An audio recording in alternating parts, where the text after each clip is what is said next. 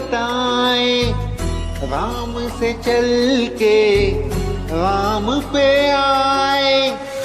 प्रेम कोई हम और न जाने, राम से रूठे राम से माने। राम सिया की करुण कहानी, एक है चंदन एक है पानी।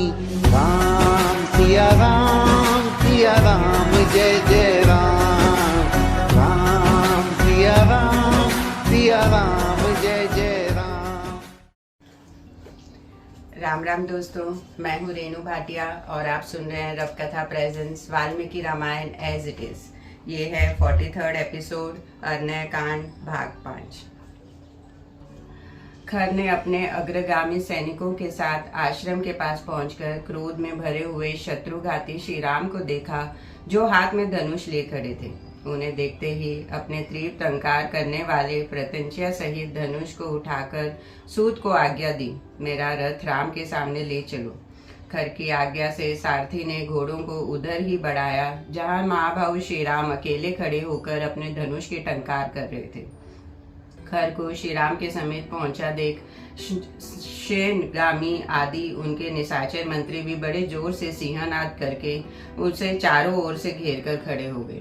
उन राक्षसों के बीच में रथ पर बैठा हुआ खर तारों के मध्य भाग में उगे हुए मंगल की भांति शोभा पा रहा था। उस समय खर ने स्मरण में सहस्त्र बाणों द्वारा अप्रतिम बलशाली श्री राम को पीड़ित सा करके बड़े जोर से गर्जना की। तदनंतर क्रोध में भरे हुए समस्त निशाचर भयंकर धनुष धारण करने वाले दुर्जय वीर श्री राम पर नाना प्रकार के अस्त्र शस्त्रों की वर्षा करने लगे। उस सम्रांगन में रुष्ट हुए राक्षसों ने शूरवीर श्री राम पर लोहे की मुंदरों, शूलों, प्रासों, खड्गों और फारसों द्वारा प्रहार किया।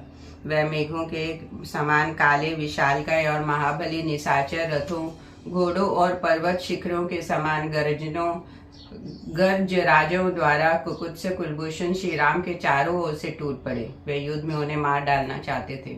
जैसे बड़े बड़े मेघ गिरिराज पर जल की धाराएं बरसा रहे हों, उसी प्रकार वे राक्षसगण श्री राम पर बाणों की वृष्टि कर रहे थे। क्रूरतापूर्ण दृष्टि से रखने वाले उन सभी राक्षसों ने श्री राम को उसी प्रकार घेर रखा था जैसे प्रदोष संज्ञा तिथि में भगवान शिव के पार्षदगण उन्हें घेरे रहते हैं। श्री रघुनाथ जी ने राक्षसों के छोड़े हुए उन अस्त्र शस्त्रों को अपने बाणों द्वारा उसी तरह ग्रस्त किया जैसे समुद्र नदियों के प्रवाह को आत्मसात कर लेते हैं। उन राक्षसों के घोर अस्त्र शस्त्रों से प्रहार से यद्यपि श्री राम का शरीर शत विषक्त हो गया था, तो भी वह व्यथित और विचलित नहीं हुए। जैसे बहुसंख्यक दीप्तिमान वज्रों से आघात रहकर भी महान पर्वत अधिक बना रहता है। श्री रघुनाथ जी के सारे अंगों में अस्त्र शस्त्रों के आघात से घाव हो गया था। वे लहूलुहान हो रहे थे। अंत उस समय संध्या काल के बादलों से घिरे हुए सूर्य देव के समान शोभा पा रहे थे। श्री राम अकेले थे। उस समय उन्हें अनेक सहस्त्र शत्रुओं से घिरा हुआ देख देवता, सिद्ध, गंधर्व और महर्षि विषाद में डूब गए। तत्पश्चात श्री रामचंद्र जी ने अत्यंत कुपित हो अपने धनुष को इतना खींचा कि वह गोलाकार दिखाई देने लगा। फिर तो वह उस धनुष से रणभूमि में सैकड़ों हजारों ऐसे पैन बाण छोड़ने लगे जिन्हें रोकना सर्वथा कठिन था, जो दुस्सह होने के साथ ही काल पाश के समान भयंकर थे। उन्होंने खेल खेल में ही चील के परों से युक्त असंख्य स्वर्ण भूषित बाण छोड़े। शत्रु के सैनिकों पर श्री राम द्वारा लीला पूर्वक छोड़े गए वह बाण काल पाश के समान राक्षसों के प्राण लेने लगे। राक्षसों के शरीर को छेद कर खून में डूबे हुए वे बाण जब आकाश में पहुंचते तब प्रज्वलित अग्नि के समान तेज से प्रकाशित होने लगते थे। श्री राम के मंगलाकार धनुष से अत्यंत भयंकर और राक्षसों के प्राण लेने वाले असंख्य बाण छूटने लगे। उन बाणों द्वारा श्री राम ने सम्रांगन में शत्रुओं के सैकड़ों हजार धनुष, ध्वजाओं के अग्रभाग, ढाल, कवच, आभूषणों सहित भुजाएं और हाथी की सूंड के समान जांघें काट डाली। प्रत्यंचा से छूटे हुए श्री राम के बाणों ने उस समय सोने के साजधार एवं कवच से सजे रथों में जुते हुए घोड़ों, सारथियों, हाथियों, हाथी सवारों, घोड़ों और घुड़सवारों को भी छिन्न भिन्न कर डाला। इसी प्रकार श्री राम ने समर भूमि में पैदल सैनिकों को भी मारकर यमलोक पहुंचा दिया। उस समय उन्होंने नालिक, नाराज और तीखे अग्रभाग वाले विकर्ण नामक बाणों द्वारा छिन्न भिन्न होते हुए निशाचर भयंकर आर्तनाद करने लगे। श्री राम के चलाए हुए नाना प्रकार के मर्म भेदी बाणों द्वारा पीड़ित हुई वह राक्षस सेना आग से जलते हुए सूखे बाण की भांति सुख शांति नहीं पाती थी। कुछ भयंकर बलशाली शूरवीर निशाचर अत्यंत कुपित हो श्री राम पर प्रसों, शूलों और फारसों से प्रहार करने लगे, परंतु पराक्रमी महाभाव श्री राम ने रणभूमि में अपने बाणों द्वारा उनके उन अस्त्र शस्त्रों को रोककर उनके गले काट डाले और प्राण हर लिए। सिर, ढाल और धनुष के कट जाने पर वे निशाचर गरुड़ के पंख की हवा से टूटकर गिरने वाले नंदन वन में वृक्षों की भांति धराशायी हो गए। जो बचे थे वे राक्षस भी श्री राम के बाणों से आहत हो विषाद में डूब गए और अपनी रक्षा के लिए खर के पास ही दौड़े गए, परंतु बीच में दूषण ने धनुष लेकर उन सबको आश्वासन दिया और अत्यंत कुपित हो रोष में भरे हुए यमराज की भांति वह क्रुद्ध होकर युद्ध के लिए डटे हुए श्री रामचंद्र जी की ओर दौड़ा। धनुष का सहारा मिल जाने से निर्भय हो वे सब के सब फिर लौट आए और खाकू, तार आदि के वृक्ष और पत्थर लेकर पुनः श्री राम पर टूट पड़े। उस युद्ध स्थल में अपने हाथों में शूल, मृदंग और पाश धारण किए वे महाबली निशाचर बाणों द्वारा अन्य अस्त्र शस्त्रों की वर्षा करने लगे। कोई राक्षस वृक्षों की वर्षा करने लगे तो कोई पत्थरों की। उस समय उन श्री राम और उन निशाचरों में पुनः बड़ा अद्भुत, भयंकर, घमासान और रोमांचकारी युद्ध होने लगा। वह राक्षस कुपित होकर चारों ओर से पुनः श्री रामचंद्र जी को पीड़ित करने लगे। तब सब ओर से आए हुए राक्षसों से संपूर्ण दिशाओं और उप दिशाओं को घिरी हुई देख बाण वर्षा से आच्छादित हुए महाबली श्री राम ने भैरव नाद करके उन राक्षसों पर परम तेजस्वी गंधर्व नामक अस्त्र का प्रयोग किया। फिर वे उनके मंगलाकार धनुष से सहस्त्र बाण छूटने लगे। उन बाणों से दशों दिशाएं पूर्णतः आच्छादित हो गई। बाणों से पीड़ित राक्षस ये नहीं देख पाते थे कि श्री रामचंद्र जी कब भयंकर बाण हाथ में लेते थे और कब उन उत्तम बाणों को छोड़ देते थे। वे केवल उनको धनुष खींचते देखते थे। श्री रामचंद्र जी के बाण समुदाय रूपी अंधकार ने सूर्य सहित सारे आकाश मंडल को ढक दिया। उस समय श्री राम उन बाणों को लगातार छोड़ते हुए एक स्थान पर खड़े थे। एक ही समय बाणों द्वारा अत्यंत घायल हो एक साथ ही गिरते और गिरे हुए बहुसंख्यक राक्षसों की लाशों से वहां की भूमि पट गई। जहां तहां दृष्टि जाती थी वहीं वहीं वह हजारों राक्षस मरे, गिरे, क्षीण हुए, कटे पिटे और विदीर्ण हुए दिखाई देते थे। वहां श्री राम के बाणों से कटे हुए पगड़ियों और सहित मस्तकों, बाजू बंदूक सहित बाजुओं, जांघों, बाहों, भांति भांति के आभूषणों, घोड़े, श्रेष्ठ हाथियों, टूटे फूटे अनेकों अनेक रथों, चवरों, व्यजनों, छत्रों, नाना प्रकार की ध्वजाओं, छिन्न भिन्न हुए शूलों, पट्टिशों, खंडित खड्गों, बिखरे प्रासों, फरसों, चूर चूर हुई शिलाओं तथा टुकड़े टुकड़े हुए बहुत तरह विचित्र बाणों से पटी हुई वह समर भूमि अत्यंत भयंकर दिखाई देती थी। उन सबको मारा गया देख शेष राक्षस अत्यंत आतुर हो वहां शत्रु नगरी पर विजय पाने वाले श्री राम के सम्मुख जाने में असमर्थ हो गए। महाभाव दूषण ने जब देखा कि मेरी सेना बुरी तरह से मारी जा रही है, तब उसने युद्ध से पीछे पैर न हटाने वाले भयंकर वेगशाली 5000 राक्षसों को, जिन्हें जीतना बड़ा ही कठिन था, आगे बढ़ने की आज्ञा दी। वे श्री राम पर चारों ओर से शूल, पट्टिश, तलवार, पत्थर, वृक्ष और बाणों से लगातार वर्षा करने लगे। यह देख धर्मात्मा श्री रघुनाथ जी ने वृक्षों और शिलाओं की उस प्राणहारिणी महावृष्टि को अपने तीखे सायों को द्वारा रोका। उस सारी वर्षा को रोककर आंखें मूंदे हुई सांकड़ी भांति अविचल भाव से खड़े हुए श्री राम समस्त राक्षसों के वध के लिए महान क्रोध धारण किया। क्रोध से युक्त और तेज से उद्दीप्त हुए श्री राम ने दूषण सहित सारी राक्षस सेना पर चारों ओर से बाणों की वर्षा कर दी। इससे शत्रु दूषण सेनापति दूषण को बड़ा क्रोध हुआ और उसने वज्र के समान बाणों से श्री रामचंद्र जी को रोका। तब अत्यंत कुपित हुए वीर श्री राम ने सम्रांगण में शूर नामक बाण से दूषण के विशाल धनुष को काट डाला और 4 तीखे सहायकों से उनके चारों घोड़ों को मौत के घाट उतारकर एक अर्धचंद्राकार बाण से सारथी का भी सिर उड़ा दिया तथा 3 बाणों से उस राक्षस की भी छाती में चोट पहुंचाई। धनुष कट जाने और घोड़ों तथा सारथी के मारे जाने पर रथहीन हुए दूषण ने पर्वत शिखर के समान एक रोमांचकारी परिध हाथ में लिया जिसके ऊपर सोने के पत्र मड़े हुए थे। वह परिध देवताओं की सेना को भी कुचल डालने वाला था। उस पर चारों ओर लोहे की तीखी कीलें लगी हुई थी। वह शत्रुओं की चर्बी से लिपटा हुआ था जिसका स्पर्श हीरे और वज्र के समान कठोर एवं असह्य था। वह शत्रुओं के नगर द्वार को विदन कर डालने में समर्थ था। रणभूमि में बहुत बड़े सर्प के समान भयंकर उस परिध को हाथ में लेकर वह क्रूर कर्मा निशाचर दूषण श्री राम पर टूट पड़ा। उसे अपने ऊपर आक्रमण करते देख श्री रामचंद्र जी ने 2 बाणों से आभूषण सहित उनकी दोनों भुजाएं काट डाली। युद्ध के मुहाने पर जिनकी दोनों भुजाएं कट गई थी उस दूषण के हाथ से खिसककर वह विशालकाय परिध इंद्रध्वज के समान सामने गिर पड़ा। जैसे दोनों दांतों को उखाड़ लिए जाने पर महान मनस्वी गजराज उनके साथ ही धराशायी हो जाता है, उसी प्रकार कटकर गिरी हुई अपनी भुजाओं के साथ वह दूषण भी पृथ्वी पर गिर पड़ा। रणभूमि में मारे गए दूषण को धराशायी हुए देख समस्त प्राणियों ने साधु साधु कहकर भगवान श्री राम की प्रशंसा की।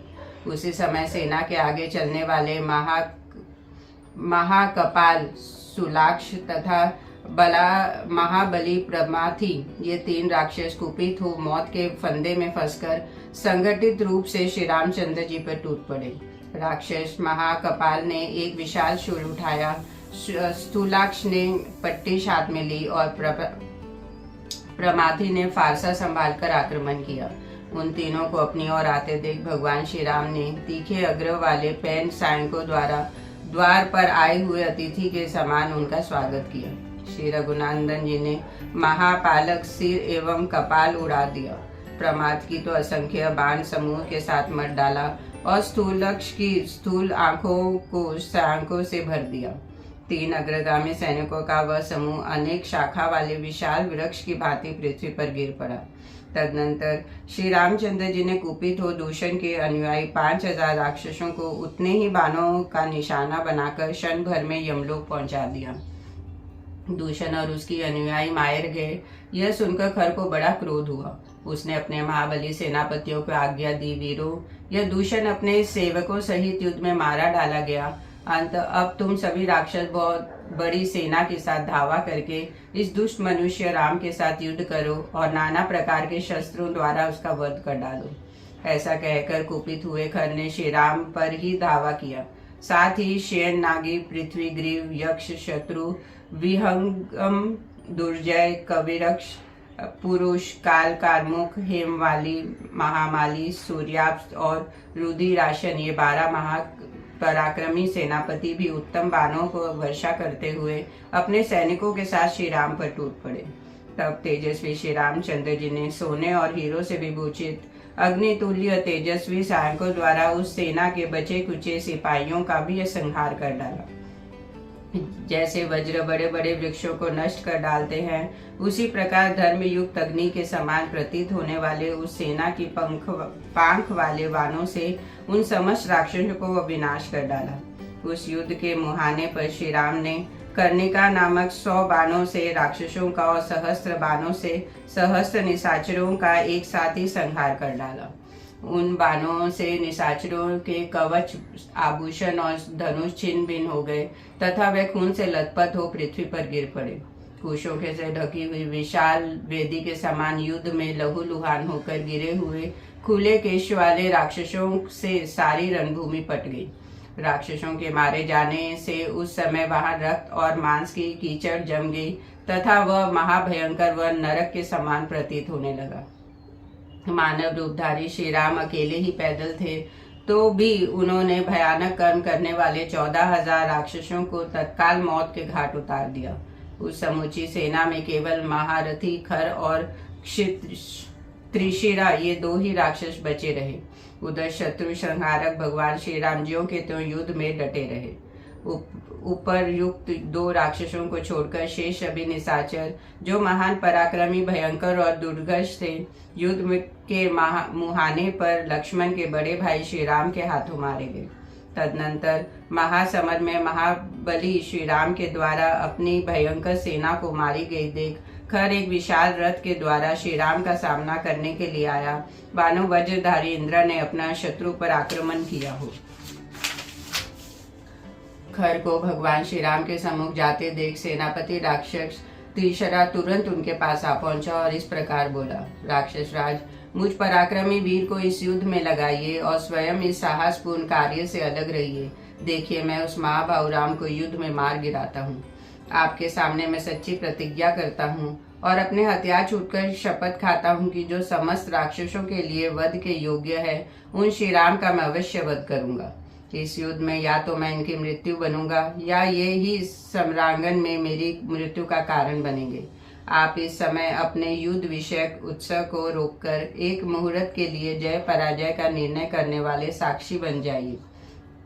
यदि मेरे द्वारा राम मारे गए तो आप प्रसन्नता पूर्वक जन स्थान को लौट जाइए, अथवा यदि राम ने ही मुझे मार दिया तो आप युद्ध के लिए इन पर धावा बोल दीजिएगा। भगवान के हाथ से मृत्यु का लोभ होने के कारण जब श्री त्रिशिरा ने इस प्रकार खर को राजी किया, तब उसने आज्ञा दे दी, अच्छा जाओ युद्ध करो। आज्ञा पाकर वह श्री रामचंद्र जी की ओर चला। घोड़े जुते हुए एक तेजस्वी रथ के द्वारा त्रिशिरा ने रणभूमि में श्री राम पर आक्रमण किया। उस समय वह तीनों शिखरों वाले पर्वत के समान जान पड़ता था। उसने आते ही बड़े भारी मेघ की भांति बाण रूपी धाराओं की वर्षा प्रारंभ कर दी और वह जल से भीगे हुए नगाड़े की तरह विकट गर्जना करने लगा। त्रिशिरा नामक राक्षस को आते देख श्री रघुनाथ जी ने धनुष के द्वारा पैन बाण छोड़ते हुए उसे अपने प्रतिद्वंदी के रूप में ग्रहण किया अथवा उसे आगे बढ़ने से रोक दिया। अत्यंत बलशाली श्री राम त्रिशिरा का वह संग्राम महाबली सिंह और गर्जना के युद्ध के भांति बड़ा भयंकर प्रतीत होता था। उस समय त्रिशिरा ने 3 बाणों से श्री रामचंद्र जी के ललाट को बीन डाला। श्री राम उसकी यह उद्दमता सहन न कर सके। वे कुपित हो रोष वेश में भरकर उस प्रकार बोले, अहो, पराक्रम प्रकट करने में शूरवीर राक्षस का ऐसा ही बल है जो तुमने फूलों जैसे बाणों द्वारा मेरे ललाट पर प्रहार किया। अच्छा, अब धनुष की डोरी से छूटे हुए मेरे बाणों को भी ग्रहण करो। ऐसा कहकर रोष में भरे हुए श्री राम ने त्रिशिरा की छाती में क्रोध पूर्वक 14 बाण मारे, जो विषधर सर्पों के समान भयंकर थे। तदनंतर तेजस्वी रघुनाथ जी ने झुकी गांठ वाले 4 बाणों से उसके चारों घोड़ों को मार गिराया। फिर 8 सायों के द्वारा उसके सारथी की रथ भी बैठक में ही सुला दिया। इसके बाद श्री राम ने एक बाण से उसकी ध्वजा भी काट डाली। तदनंतर जब वह उस नष्ट हुए रथ से कूदने लगा, उसी समय श्री रघुवेंद्र ने अनेक बाणों द्वारा उस निशाचर की छाती छेद डाली। फिर तो वह जड़वद हो गया। उसके बाद अप्रेमय स्वरूप श्री राम ने अमर से भरकर 3 वेग वाले एवं विनाशकारी बाणों द्वारा उस राक्षस के तीनों मस्तक काट गिराए। समरंगन में खड़ा हुआ वह निशाचर श्री रामचंद्र जी के बाणों से पीड़ित हो अपने धड़ से भाप सहित रुधिर उगलता हुआ पहले धीरे गिरे हुए मस्तकों के साथ ही धराशायी हो गया। तत्पश्चात खर की सेवा में रहने वाले राक्षस जो मरने से बचे हुए थे भाग खड़े हुए। वह व्याघ्र से डरे हुए मृगों के समान भागते ही चले जाते थे, खड़े नहीं होते थे। उन्हें भागते देख रोष में भरे हुए खर ने तुरंत लौटाया और जैसे राहु चंद्रमा पर आक्रमण करता है, उसी प्रकार उसने श्री राम पर धावा बोल दिया। त्रिशिरा सहित दूषण को रणभूमि में मारा गया देख श्री राम के पराक्रम पर दृष्टिपात करके खर को भी बड़ा भय हुआ। एकमात्र श्री राम ने महान बलशाली और असह्य राक्षस सेना का वध कर डाला, दूषण और त्रिशिरा को भी मार गिराया तथा मेरी सैनिक के अधिकांश 14,000 प्रमुख वीरों को काल के गाल में भेज दिया। यह सब देख और सोचकर राक्षस कर उदास हो गया। उसने श्री राम पर उसी तरह आक्रमण किया जैसे नमुची ने इंद्र पर किया था। खर ने एक प्रबल धनुष को खींचकर श्री राम के प्रति बहुत से नाराज चलाए जो रक्त पीने वाले थे। वह समस्त नाराज रोष में भरे हुए विषधर सर्पों के समान प्रतीत होते थे। धनुर्विद्या के अभ्यास से प्रत्यंचा को हिलाता और नाना प्रकार के अस्त्रों का प्रदर्शन करता हुआ रथारूढ़ खर सम्रांगन युद्ध में अनेक पैंतरे दिखाता हुआ विचरने लगा। उस महारथी वीर ने अपने बाणों से समस्त दिशाओं और विदिशाओं को ढक दिया। उसे ऐसा करते देख श्री राम ने अपना विशाल धनुष उठाया और समस्त दिशाओं को बाणों से आच्छादित कर दिया। जैसे मेघ जल की वर्षा से आकाश को ढक देता है, उसी प्रकार श्री रघुनाथ जी ने भी आग की चिंगारियों से समान दूसह सायकों की वर्षा करके आकाश को तटाथस भर दिया। वहां थोड़ी सी भी जगह खाली नहीं रहने दी। खर और श्री राम द्वारा छोड़े गए पैन बाणों से व्याप्त हो सब और फैला हुआ आकाश चारों ओर से बाणों द्वारा भर जाने के कारण अवकाश रहित हो गया। एक दूसरे के वध के लिए रोष पूर्वक जुटते हुए उन दोनों वीरों के बाण जाल से आच्छादित होकर सूर्यदेव प्रकाशित नहीं होते थे। तदनंतर खर ने रणभूमि में श्री राम पर नालिक, नारच और तीखे अग्रभाग वाले विकर्णी नामक बाणों द्वारा प्रहार किया, मानो किसी महान गजराज को अंकुशों द्वारा मारा गया हो। उस समय हाथ में धनुष लेकर रथ में स्थिरता पूर्वक बैठे हुए राक्षस खर को समस्त प्राणियों ने पाशधारी यमराज के समान देखा। उस वेला में समस्त सेनाओं का वध करने वाले तथा पुरुषार्थ पर डटे हुए महान बलशाली श्री राम को खर ने थका हुआ समझा।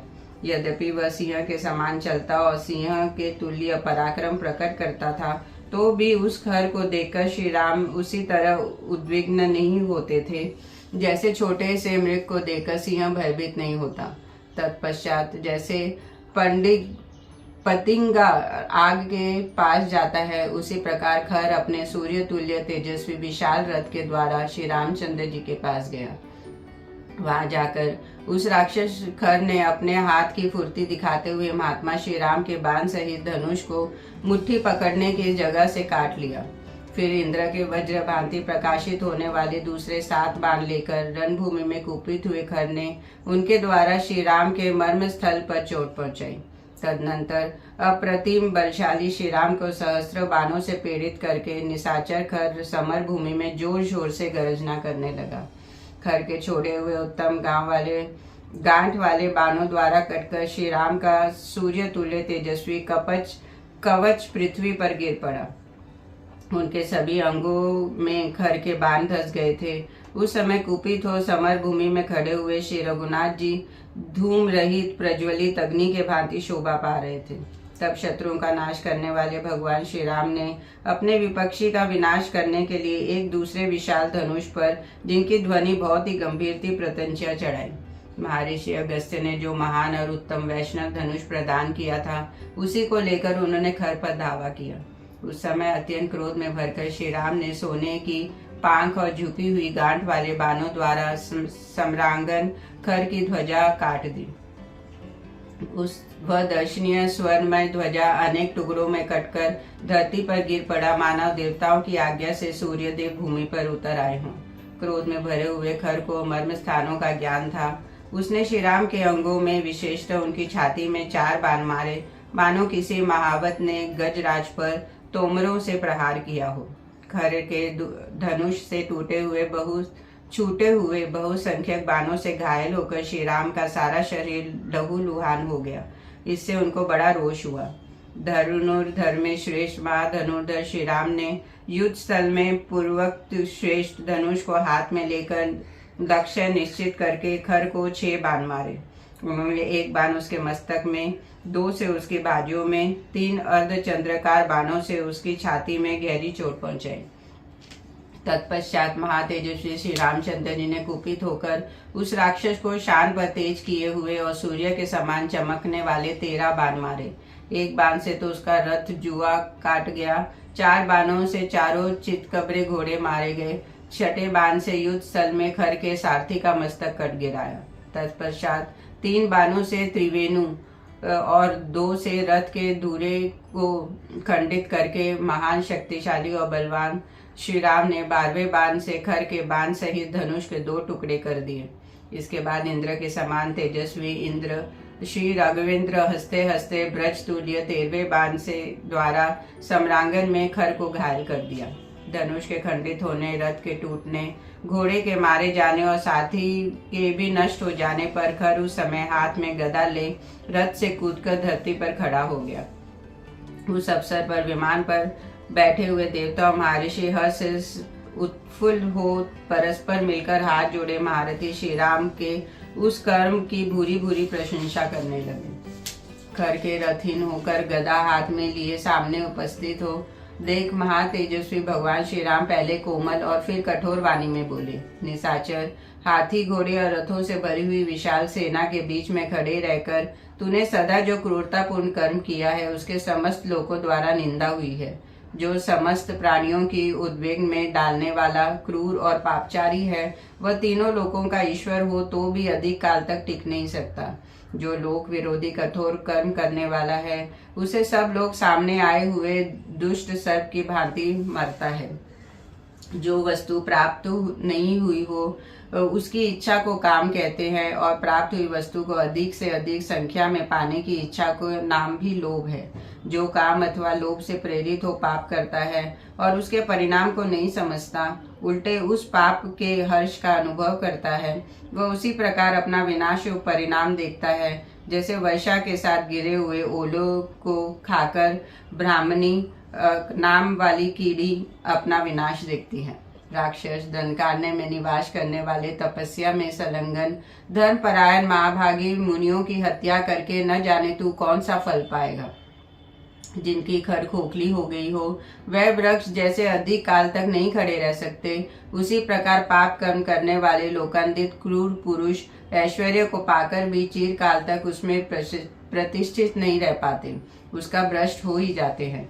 जैसे समय आने पर वृक्ष में ऋतु के अनुसार फूल लगते ही हैं, उसी प्रकार पाप कर्म करने वाले पुरुष को समयानुसार अपने उस पाप कर्म का भयंकर फल अवश्य ही प्राप्त होता है।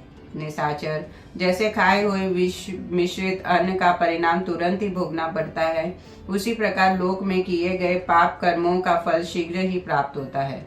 राक्षस, जो संसार का बुरा चाहते हुए घोर पाप कर में लगे हुए हैं, उन प्राण दंड देने के लिए मेरे पिता महाराज दशरथ ने मुझे यहाँ वन में भेजा है। आज मेरे छोड़े हुए स्वर्ण भूषित बाण जैसे सर्प बांबी को छेड़ कर निकलते हैं, उसी प्रकार तेरे शरीर को फाड़कर पृथ्वी को भी विदीर्ण करके पाताल में जाकर गिरेंगे। तूने दंडकारण्य में जिन धर्मपरायण ऋषियों का भक्षण किया है, आज युद्ध में मारा जाकर सेना सहित तू भी उन्हीं का अनुसरण करेगा। पहले तूने जिनका वध किया है वे महर्षि विमान पर बैठकर आज तुझे मेरे बाणों से मारा गया और नरक तुल्य कष्ट भोगता हुआ देखे। कुलाधाम, तेरी जितनी इच्छा हो प्रहार कर, जितना संभव हो मुझे परास्त करने का प्रयत्न कर, किंतु आज मैं तेरे मस्तक को ताड़ के फल की भांति अवश्य काट गिराऊंगा।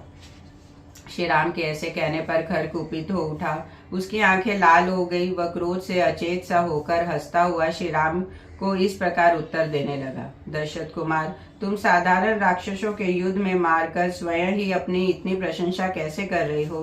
तुम प्रशंसा के योग्य कदापि नहीं हो।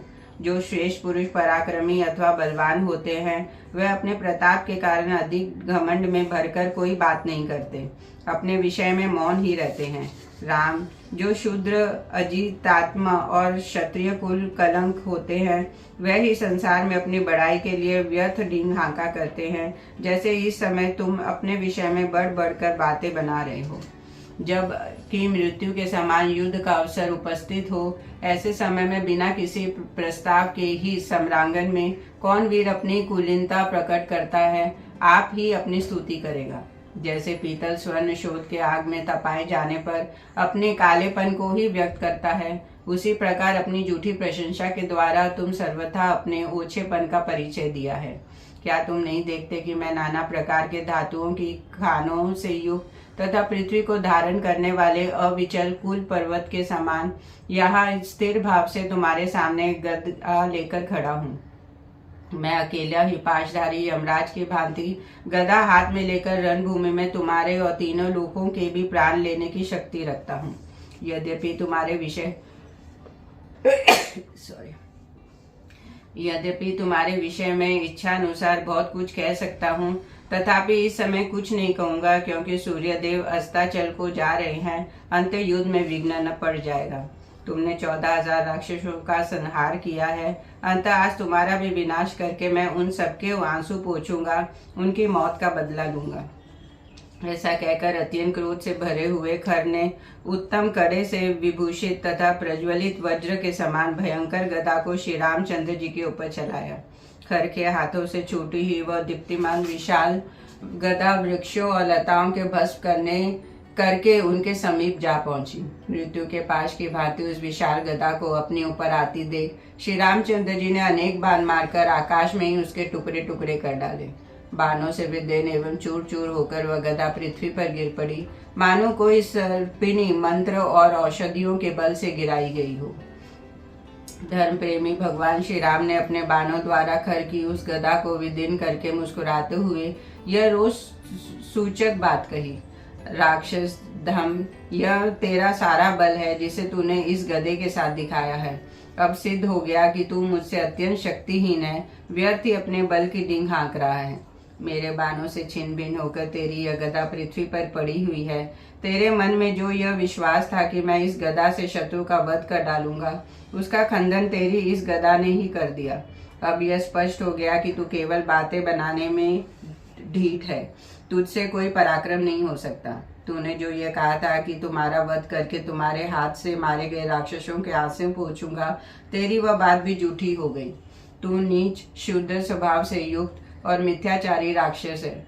मैं तेरे प्राणों को उसी प्रकार हर लूंगा जैसे गरुड़ ने देवताओं को यहाँ से अमृत का अपहरण किया था। अब मैं अपने बाणों से तेरे शरीर को विदीर्ण करके तेरा गला भी काट डालूंगा। फिर यह पृथ्वी फेन और बदबुओं से युक्त तेरा गर्मा गर्म रक्त पान करेगी। तेरे सारे अंग धूल से धूमिल हो जाएंगे। तेरी दोनों भुजाएं शरीर से अलग होकर पृथ्वी पर गिर जाएंगी और उस दशा में तू दुर्लभ युक्ति के समान इस पृथ्वी का आलिंगन करके सदा के लिए सो जाएगा।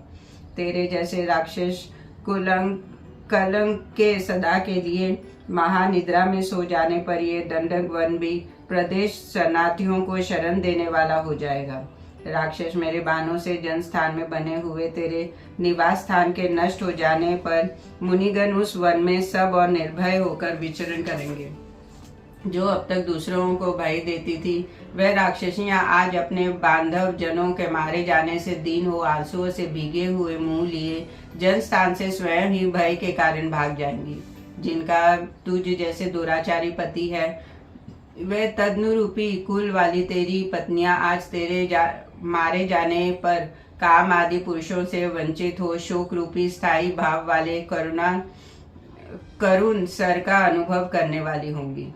क्रूर स्वभाव वाले निशाचर, तेरा हृदय सदा ही शूद्र विचारों से भरा रहता है। तू ब्राह्मणों के लिए कंटक स्वरूप है। तेरे ही कारण मुनि लोग शंकित रहकर ही अग्नि में भविष्य की आहुति डालते हैं। वन में श्री रामचंद्र जी ने जब इस प्रकार रोषपूर्ण बातें कह रहे थे, उस समय क्रोध के कारण खर का भी स्वर अत्यंत कठोर हो गया। उसने उन्हें फटकारते हुए कहा, अहो, निश्चय ही तुम बड़े घमंडी हो, भय के अवसरों पर भी निर्भय बने हुए हो। जान पड़ता है कि तुम मृत्यु के अधीन हो गए हो। इस कारण से ही तुम्हें यह नहीं पता कि अब क्या करना चाहिए और क्या नहीं कहना चाहिए। जो पुरुष काल के फंदे में फंस जाते हैं, उनकी छहों इंद्रियां बेकाम हो जाती है, इसलिए उन्हें कर्तव्य और अकर्तव्य का ज्ञान नहीं रहता। ऐसा कहकर उस निशाचर ने एक बार श्री राम की ओर बाहें टेढ़ी करके देखा और रणभूमि में उन पर प्रहार करने के लिए वह चारों ओर दुष्टपाष्ट करने लगा। इतने में ही उसे विशाल खाकू का वृक्ष दिखाई दिया जो निकट ही था। खर ने अपने होठों को दांतों से दबाकर उस वृक्ष को उखाड़ लिया। जय श्री राम।